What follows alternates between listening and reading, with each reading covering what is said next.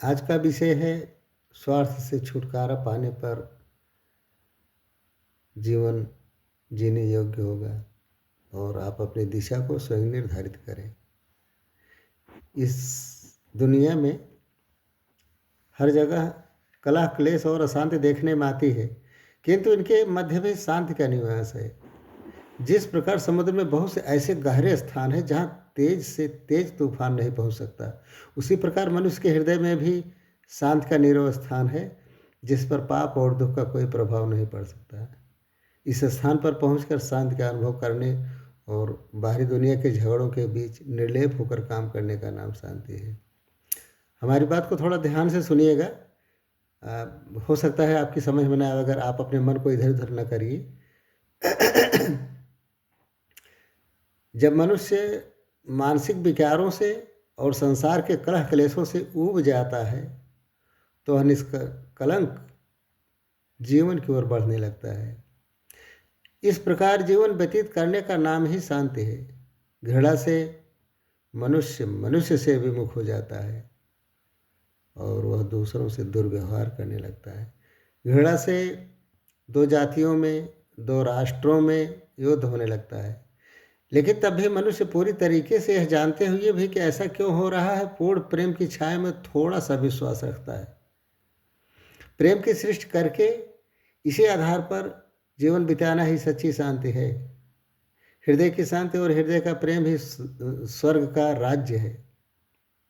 किंतु लोगों को यह इस कारण कठिन मालूम होता है क्योंकि वे अपने स्वार्थों को न तो छोड़ने के लिए तैयार हैं और न वो छोटे बच्चों की तरह एक दूसरे से प्रेम ही कर सकते हैं। स्वर्ग का द्वार बड़ा तंग और छोटा है। दुनिया के भ्रमों में पड़े मूढ़ इसे नहीं देख सकते। अहंकार, लालसा, लोभ और विलासिता इससे दूर ले जाने वाले हैं। मनुष्य शांति शांति चिल्लाता है, किंतु उसके स्थान में उसे अशांति और लड़ाई झगड़े दिखलाई पड़ते हैं। त्याग और विश्व प्रेम से ही अस्थायी शांति मिल सकती है और दूसरे स्थानों में शांति नहीं मिल सकती। सुख सुविधा, इच्छापूर्ति और सांसारिक सफलताओं से जो शांति मिलती है वह असली शांति नहीं है।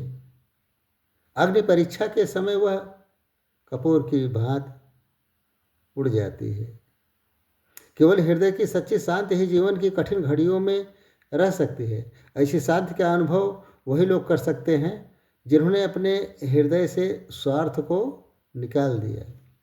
पवित्र जीवन ही सच्ची शांति का मूल है, जो आत्मसंयम से प्राप्त होती है।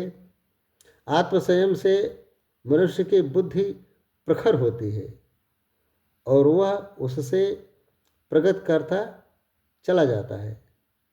जो ही मनुष्य धर्म के मार्ग पर चलना शुरू करता है तो उसे कुछ शांति मिलने लगती है, किंतु उसे पूर्ण रूप से शांति तभी मिल पाती है जब वह अहंकार को छोड़कर निर्दोष जीवन व्यतीत करने लगता है। अहंकार पर विजय, जीवन की लालसाओं पर विजय, माया मोह का त्याग और अंतःकरण की शुद्ध करना ही अस्थायी शांति प्राप्त करना है। अपनी इंद्रियों को अपने बस में कीजिए और अपनी इच्छाएं और भावनाएं बस में रखिए। इसे छोड़कर शांति पाने का कोई दूसरा मार्ग नहीं है। यदि आप पवित्र और संयमित जीवन नहीं बिताएंगे तो चाहे आप जितने देवी देवताओं की पूजा करें, चाहे जितने दर्शन करें, चाहे जितनी धार्मिक पुस्तकें पढ़ें, आपका यह सब काम व्यर्थ जाएगा। इसलिए आप अपनी दिशा को स्वयं निर्धारित करें। आपके पाप, दुख, भय और चिंता यह सब आपके ही उत्पन्न किए हुए हैं। आप चाहे उनसे चिपके रहें या छोड़ दें। जीवन के झगड़ों से, मानसिक विकारों से अपने को अलग कीजिए, तभी आप सुखदायी शांति पा सकेंगे। हृदय के भीतर विश्राम स्थल में प्रवेश कीजिए, जहाँ आप सुखमय शांति पा सकेंगे। अपने जीवन की दिशा खुद निर्धारित कीजिए। धन्यवाद।